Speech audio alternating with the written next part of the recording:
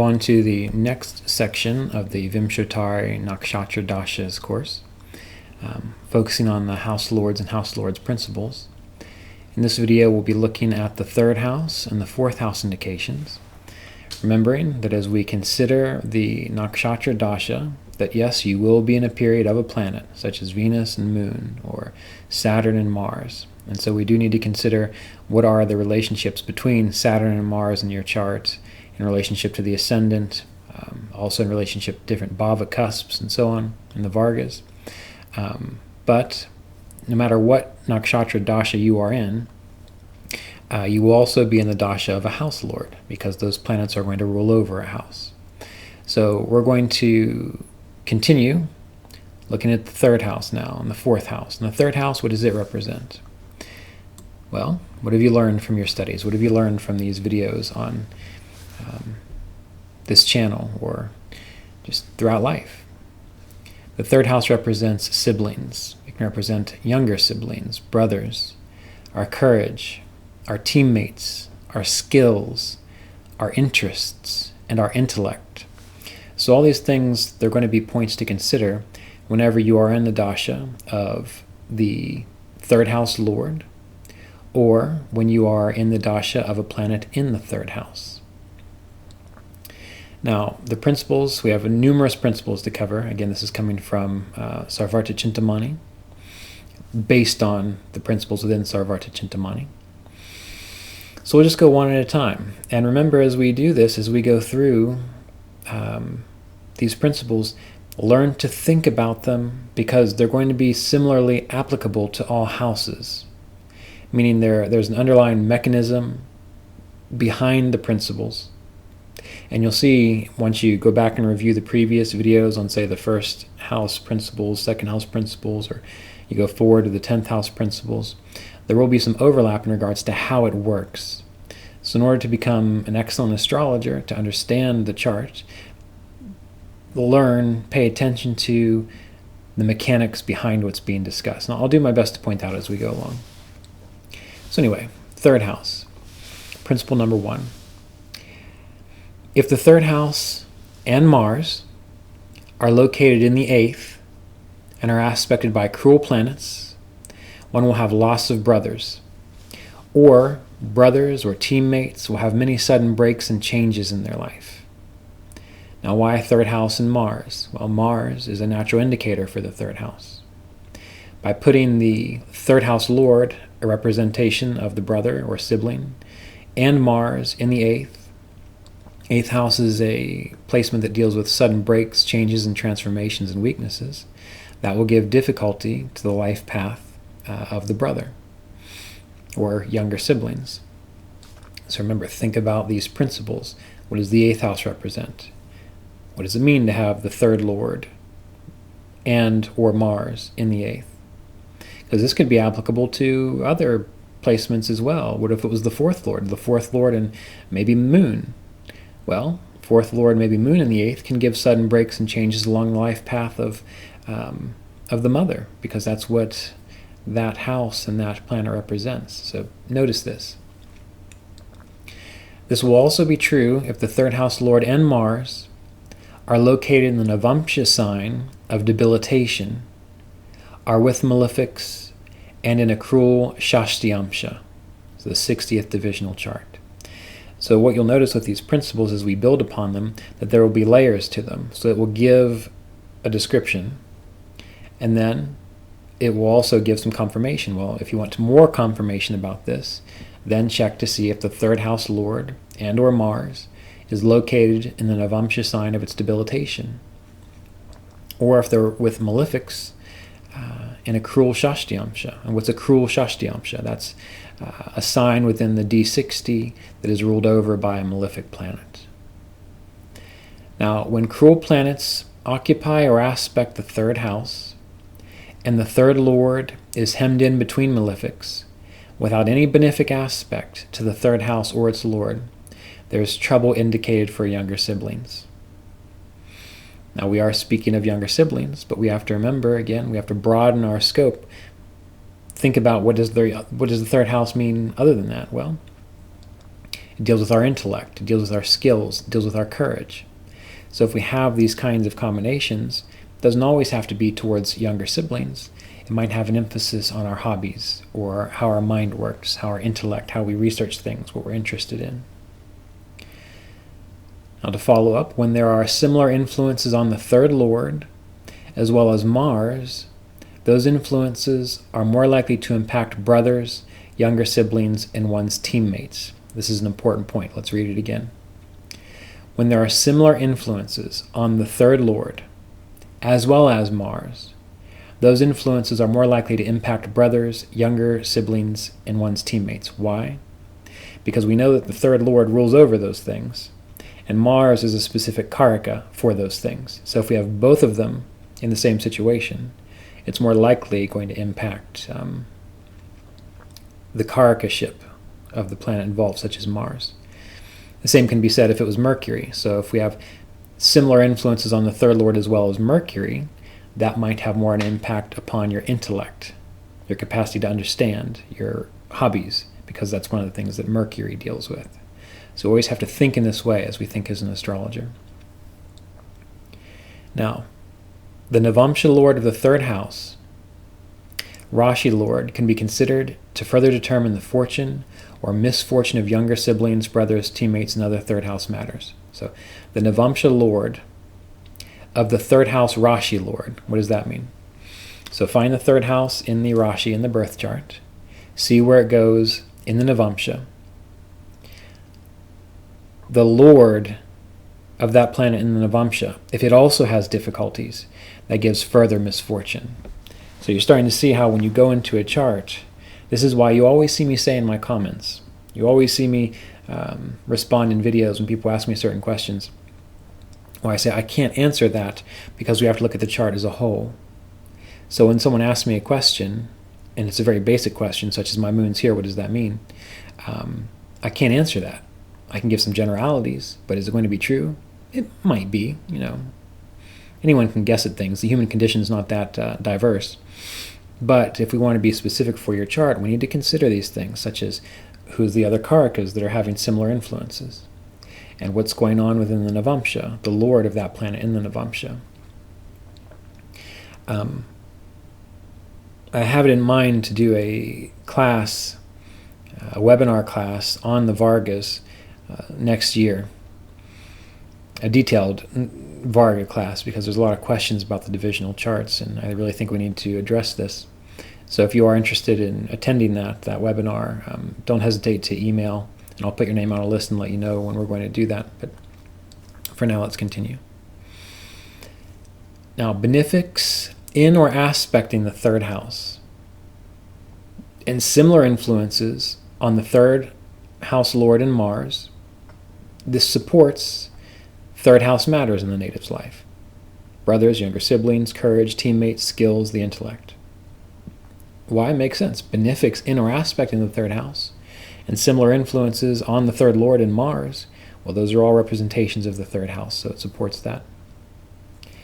When the above is true, and the third lord and Mars occupy a sign ruled by a benefic in the Navamsha, brothers will likely be fortunate, or younger siblings will likely be fortunate. So you see, the inverse is often true. So sometimes when you study a text, it might say one thing, and it doesn't actually tell you the whole picture. That's because using your logic, using your capacity to infer and discern, you can get the opposite of that, much like we just discussed here.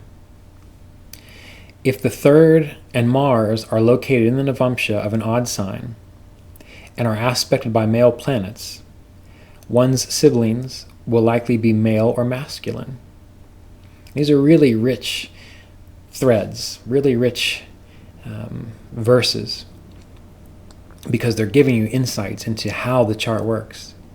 We're seeing that an odd sign, which is a male sign, aspected by male planets, another male influence, that will give a tendency towards siblings being male or masculine. If in an even sign and aspected by female planets, siblings will likely be female or feminine. Makes sense, doesn't it? When the yoga that affects Mars or the third lord gives different meanings, Results are determined from the stronger of the two. Very important point here. Because often you're going to look at a chart, and it's going to, on one hand, it's going to say, well, the third house has benefic influences to it. But then you're going to look at Mars, and it's going to have malefic influences to it. And you're going to say, well, what does that mean? Well, when it comes to dashas, when you're looking at the third lord, more than likely you'll pay attention to the influences on the third lord. When you're in a dasha of Mars, you'll pay attention to the influences on Mars. But when it comes to general horoscopic analysis, you need to learn to determine which of these two influences is stronger, that on Mars or that on the third house. And the one that is stronger, that's where you put most of your attention towards, because that's where it's going to be most likely. So this helps to clear up confusion and difficulties understanding what the chart's going to give. Now, the third lord in an angle or trine and in good dignity can indicate courageous, patient, and brave nature. So again, the third lord in an angle or a trine in good dignity can indicate a courageous, patient, and brave native. Why is that? Because the third lord deals with our capacity for courage. And when we have it in a trine, which is a benefic house, and we have that planet in good dignity, the person will be courageous, brave, and patient. And this speaks to a lot of misconceptions we have around Mars, and that Mars is supposed to be aggressive and dominating. And that's typically if Mars is in bad situation. Mars, when he's healthy, he's a good soldier, meaning he defends people when they need defending. He is happy to help when there's an emergency situation. He doesn't go looking for problems. He doesn't go looking to pick fights. That's a difficult Mars. Mars is the noble soldier, the noble knight, if you will, that if there's a problem, he's happy to pick up his sword and help. If there's not, he's happy being a farmer tilling the land. So Mars doesn't have to mean war. Mars gives a capacity for war. But it's the difficult Mars that goes looking for problems. So the third lord in an angle or trine and in good dignity, we already said that. I'll repeat it. The third lord in an angle or trine and in good dignity indicates courageous and patient, brave nature, brave native. The next line is the third house lord in the Navamsha of a benefic, with a benefic, and in good dignity in many Vargas. So remember, we have to look at this planet throughout the Vargas, the divisional charts. This also speaks to bravery and proper knowledge of what is worth fighting for. So check this out in your chart. How is your third house lord? Is it in a benefic Navamsha? Is it in good dignity throughout Vargas? This can show having proper knowledge of what is worth fighting for. It's not picking bad fights, essentially. The same will be true of Mars. You want to look at both of those. If the third house is ruled by a malefic, there are only malefics influencing the third house, and the third lord is also in a sign of a malefic, the native may act courageous when challenged, but not during an actual confrontation. This is very important. The third house being ruled by a malefic, and there are only malefics influencing the third house, and the third lord is also in the sign of a malefic. The native may act courageous when challenged, but not during an actual confrontation. What does that mean?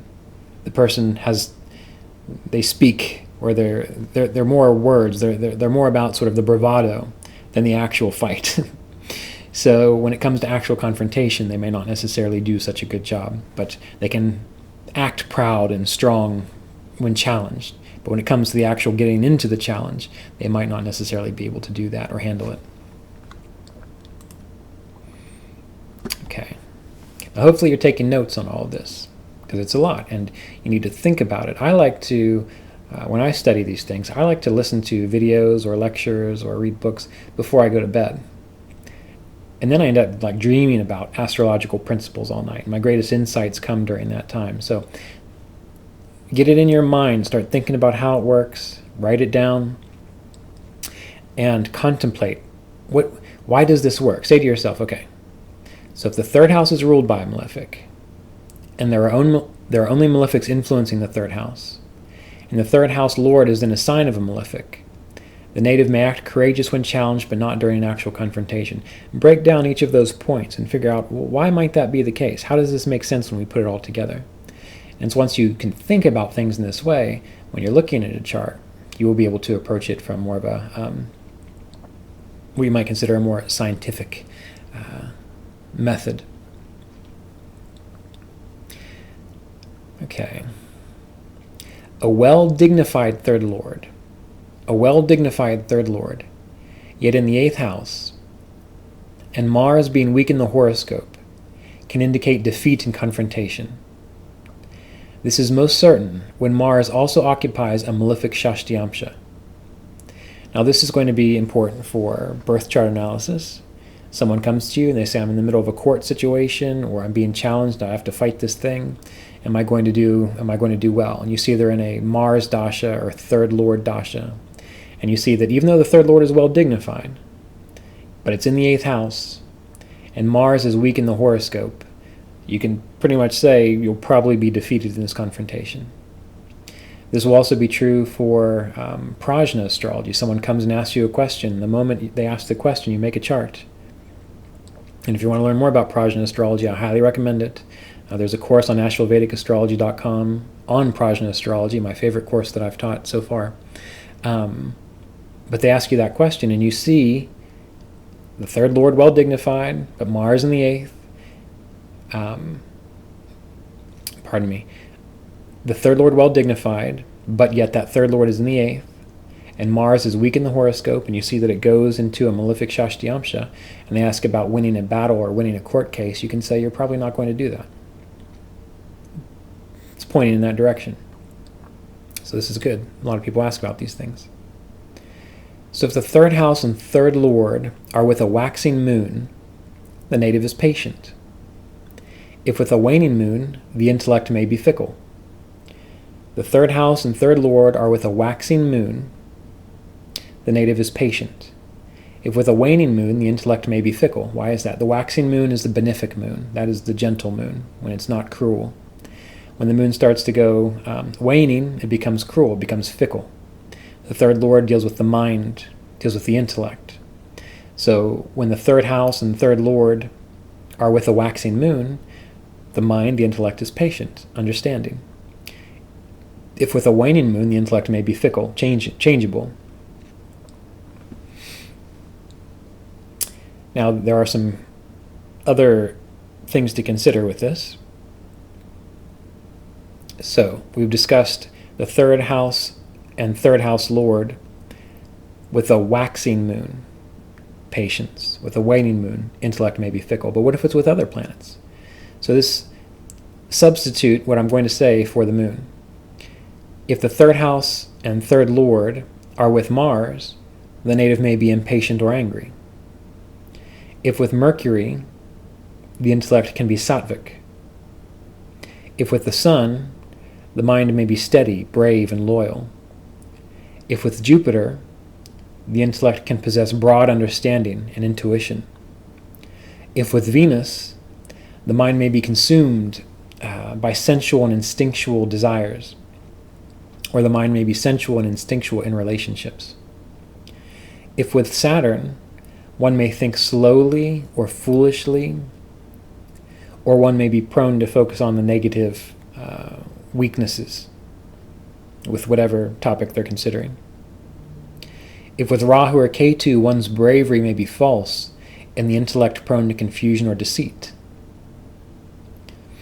So this is what would happen if we have the third house and third lord with any of these planets. It's a general tendency. A planet in good dignity and aspected by benefics in the third house can give skills and knowledge in relationship to what that planet signifies as a karaka and as a bhava cusp lord. So think about that. A planet, any planet in good dignity in the third house, also aspected by benefics, and having the third house Rashi aspected by benefics. So the planet itself, Graha aspected, planetarily aspected by benefics.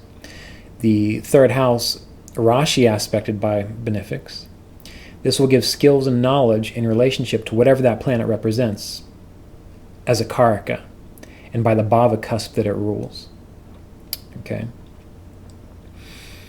So if it's Jupiter, it can give skills with children or managing wealth, banks.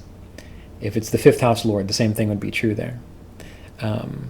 If it was Mars ruling the sixth house, that can give skills and intellect in training others and also defending oneself and others. So skills in defense. So you need to think about, what does the planet represent as a Karaka? What does it represent as a planet ruling a Bhava cusp? Okay, so these are some general principles to consider about the third house when you go into a dasha of the third house. And this can be expanded, but this will just help to get you thinking about it. And as we go through all the planets, you'll be able to kind of pick and choose certain aspects that we discuss in different planets and put them together with any house lord, essentially, because there's, again, a mechanism behind it all. So let's consider the fourth house. Now, take some time. What does the fourth house represent? Based on your studies, what does it represent? Think about that. Okay, and hopefully the ideas that came to mind were the home, the mother, property, emotional well-being. Now let's look at some specific principles dealing with the fourth house. So the Lord of the ninth in an angle, and the Lord of the fourth in a friendly sign, and an exalted planet in the fourth, this gives a beautiful house. Why is that? The Lord of the ninth in an angle, that brings fortune into one's life. An angle, those are the active parts of one's life. And if we have the Lord of the ninth in an angle, to some degree it's going to be aspecting the first house, the fourth house, and the 10th house. So it brings grace. And oftentimes we need grace and good fortune to have a beautiful home. Having the Lord of the fourth in a friendly sign, that shows that you're going to have the capacity to take care of the fourth house, such as the home. And an exalted planet in the fourth. This gives a beautiful house because it's taking an exalted energy, putting it in the fourth, helps to beautify the area represented by the fourth, which is home. If the Lord of the fourth is in 4 or more good Vargas, the moon is aspected by Jupiter, and Jupiter is also located well in 5 or more Vargas, the house is strong and well blessed. Now, as an astrologer, you have to think this way.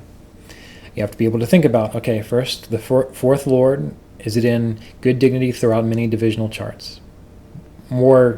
Is it in good dignity in more divisional charts than it's in bad dignity? If the moon is aspected by Jupiter, and Jupiter is also located in good Vargas, then this makes the house strong and well blessed. So we have to look at things from a confluence of angles to see how it's going to add up. If the Lord of the fourth house together with the Lord of the 10th house, and Saturn is well placed in an angle, it gives a tall house with good material for its buildings. So the Lord of the fourth house together with the Lord of the 10th, remember the 10th helps a person rise in life, and Saturn well placed in an angle. Saturn deals with the structure of things, the materials of things. It's in the body, the connective tissue, so how it holds together. Then this gives a tall house, and this gives a house made of good building material. The Lord of the fourth and the 8th, an aspect by malefics, destroys one's dwelling. Makes sense, does it not? The Lord of the fourth in the 8th, a difficult house of weakness, of sudden breaks and changes, and aspected by malefics, causing more stress to it, can destroy one's home. So if you go into a Varga of your fourth lord in the 8th, and the 8th lord gets activated as well by subdasha, there may be a possibility of one's dwelling being destroyed, or you have to move. This needs to be checked against transits, of course. This is also true if the Navamsha lord of the fourth house is placed in the 8th and under malefic influence.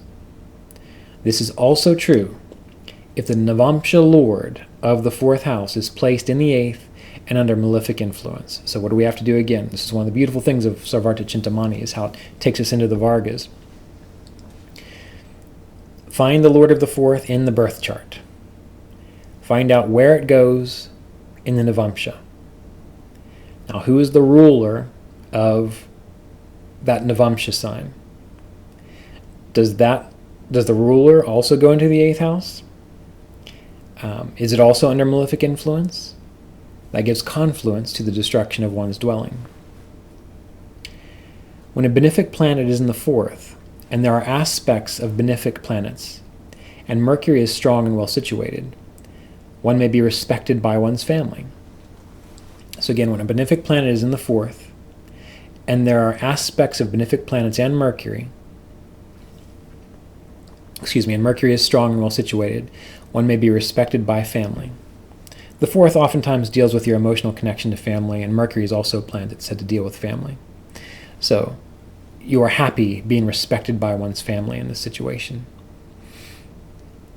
When this is so and Jupiter occupies the 4th house, relatives may be very fortunate. Again, we consider the 4th house that can deal with relatives. Putting Jupiter there, we have lots of fortune and grace coming from Jupiter's placement, because that's the energy that Jupiter brings. When you go into a dasha of the 4th lord, and then the subperiod of Jupiter, and you have this combination, that you may find that the relatives, you're happy being around your relatives experience much good fortune. When the 4th house lord is with the sun, Saturn or Rahu, and in a malefic shashtiamsha, or in bad dignity, one may do better away from one's family. Okay? When the 4th house lord, whoever rules the 4th house in your chart, is with the sun, Saturn, or Rahu, and in a malefic shashtiamsha, or in bad dignity, one may do better away from one's family. So that would show someone who needs to move away from their home, their place of birth. That's oftentimes interpreted to be bad, because traditionally no one ever leaves the family situation, but may be important for you based on your chart. Lessons to learn there. Lessons for your family to learn as well. That's what we always have to remember. It's not just you. Maybe your family needs to let go of you. And that's something they need to face, so it's not your fault. It's just part of the collective karma of your family. When Mercury in the 4th house and 4th lord are well supported, there is friendliness with relatives. When the opposite is true, one may not be liked or accepted by relatives. So when Mercury and the 4th house and 4th lord are well supported, so look at Mercury, look at the influences on the 4th house, look at the influences on the 4th lord. If they are benefic and well supported, there will be friendliness with the relatives. So those are the people who always get along with their family. That works out great. If the opposite is true, you may not be liked or accepted by your family. Those are the people who, again, need to be away from their family, who don't necessarily understand their family, or their family doesn't understand them. There's nothing wrong with that. It's just part of how life goes sometimes. The Navamsha lord of the 4th. So find what planet rules the 4th house in the birth chart. See where it goes in the Navamsha. The Navamsha lord of the 4th lord and Mercury will give deeper understanding of the native's family relationships. So how well do you get along with your family? Look at these things. They'll give deeper understanding of the finality of the family relationships. If there is a movable sign in the 4th house, and the significator for property is an immovable sign, there may be many properties or many changes in residence. So someone asks you, should I get rental properties or should I move? Well, you look and you see that there's a movable sign in the 4th house, and the significator for property is an immovable sign. Remember, each sign has fixed, movable, or dual. There may be many properties or changes of residence. This can be applied to the birth chart. It can also be applied to prajna work again. Someone comes and asks you a question about moving or buying properties, and you see this in the prajna chart, the horary chart. You can say, sure, get a property, or it's time to move. If the lords of the 2nd, 4th, and 12th houses are located in angles or trines and under positive influence, then one's house is safe, or one's houses are safe. So think about that again. If the lords of the 2nd, the 4th, and 12th houses are located in angles or trines and under positive influence, then one's houses are safe. Why is that? 2nd house deals with our resources. So if it's in an angle, trine, under positive influence, then our resources are safe. We can pay our bills, we can pay our mortgage, we can pay our rent. The 4th house itself, the lord of the 4th, Well, that represents the home and our emotional nature and our capacity to stay steady in life. And the 12th, that can deal with losses and expenses. Well, if they are positively supported, the Lord of the 12th positively supported in angles or trines and under positive influences, then we can successfully manage our expenses. What's the thing that takes away our houses? Well, the inability to pay for it, the inability to manage the expenses of owning a home and property. Just a few more here. When the Lord of the 4th and 10th exchange houses and Mars is powerful, one benefits from having land and property. When the Lord of the 4th and 10th exchange, I mean, you've got the 4th Lord and the 10th Lord and the 4th, and Mars is powerful, one benefits from having land and property. Because you're getting your activity in the world involved with homes, and your homes involved with the activity in the world, the 4th and the 10th. Mars is a karaka of property. You will benefit from having land and property if this combination is there. I see it very often with people involved in real estate or working on homes, rental properties, these things. If the Lord of the 6th and 4th exchange houses, both are well aspected, but the Lord of the 4th is stronger, one may gain properties from enemies or competitors. It's very interesting. If the Lord of the 4th and 6th exchange houses, it means you get the 4th Lord in the 6th house, the 6th Lord in the 4th house. Both are well aspected, I mean they're both positively supported. But the Lord of the 4th is stronger, then you gain property from enemies or competitors. Okay, that can be gaining property in a divorce. That can be bidding on properties and winning. There are numerous ways this can play out. But again, the key is that the 4th Lord is stronger of the two, has the stronger influences. The Lord of the 4th debilitated, close to the sun, between malefics, in the sign of a malefic planet, one's property is lost. When the 4th Lord is in bad dignity, is particularly debilitated, that shows difficulty being able to manage the affairs of that house. Like you personally have difficulty managing the affairs of that house, of property. Close to the sun makes it combust, weaker. Between malefics, it shows that there are difficult forces putting pressure upon the 4th house. So not only do you have difficulty taking care of it, but now there are outside influences kind of crushing it in a way. If it's in the sign of a malefic planet, one's property is lost. And this is important because the Lord of the 4th being debilitated, let's think about that. How can it be debilitated yet not in the sign of a malefic planet? Well, Mars, when it's in the sign of the moon, if that's your 4th Lord, and it's in the sign of the moon, well, the moon is not an enemy to Mars. And if the moon is waxing, it's a benefic. So that's Mars being debilitated in a sign that is not an enemy, nor is it malefic. When we have Mercury, for example, debilitated in Jupiter sign Pisces, that's not a malefic sign, but Mercury may rule your 4th house. So we need to think about these things. If the 4th is aspected by Jupiter, and there's a combination of 3 benefics together, and a benefic is in the 4th house, one will be emotionally buoyant, grateful, and feel like life is worth living.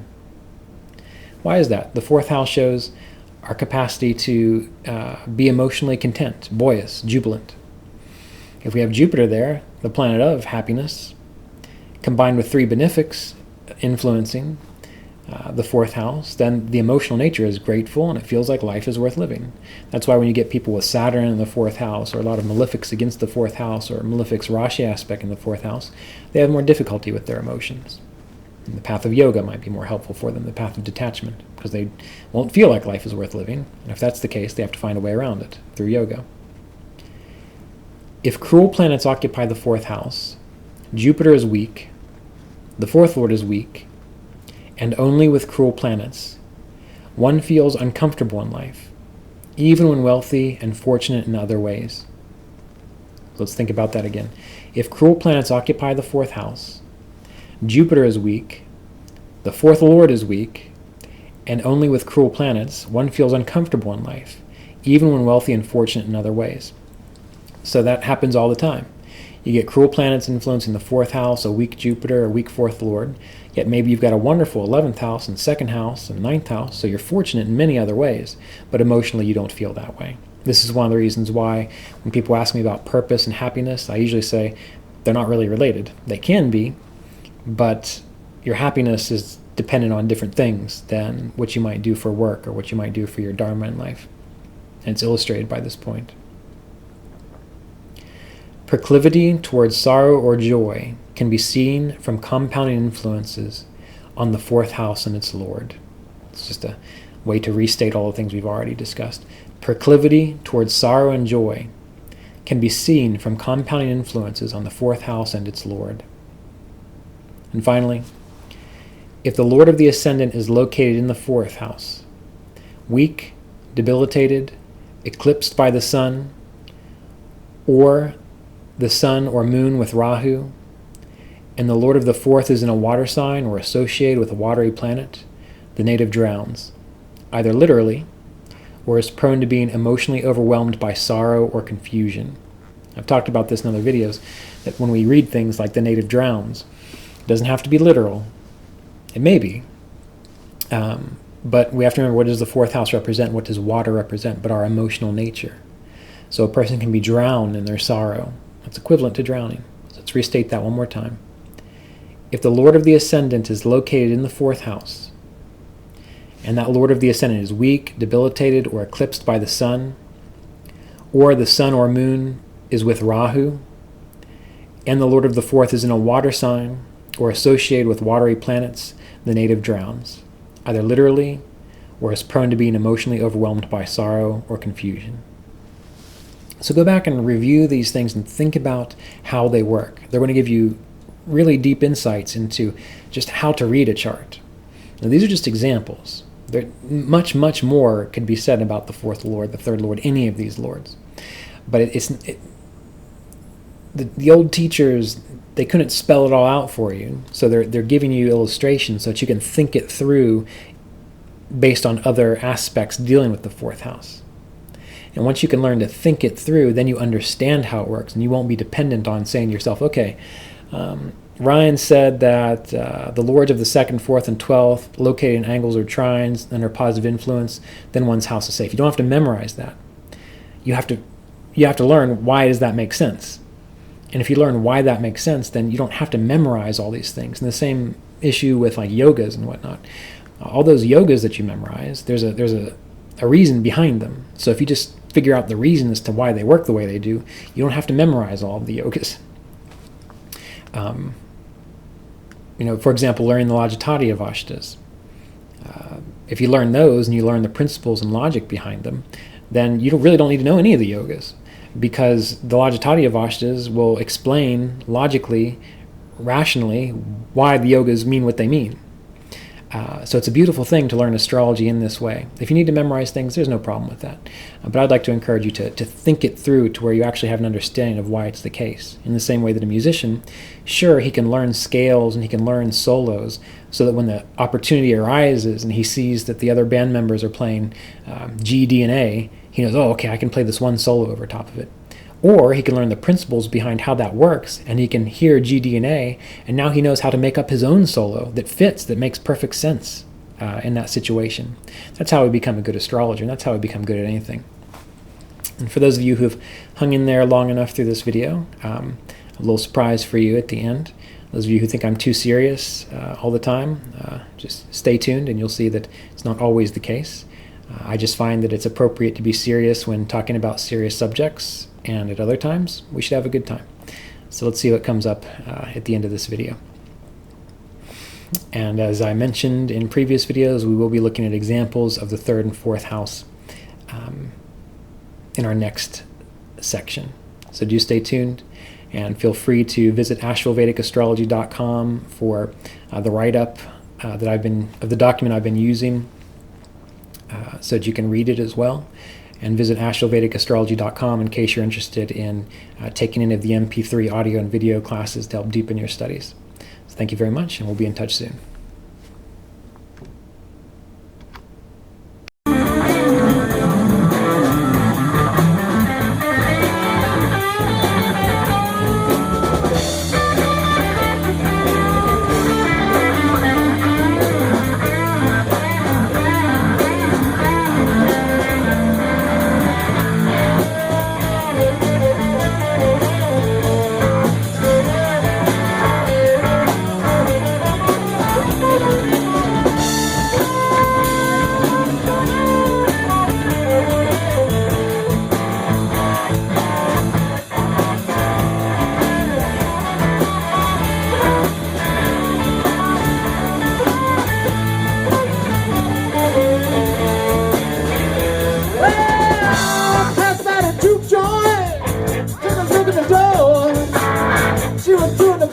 yeah. And I'm gonna let it flow. Now come to me early in the morning, just about to break of day. Yeah, you see me, hug my pillow. Where my baby, back up again, hug my pillow. Where my baby, you see me, hug my pillow. Where my baby.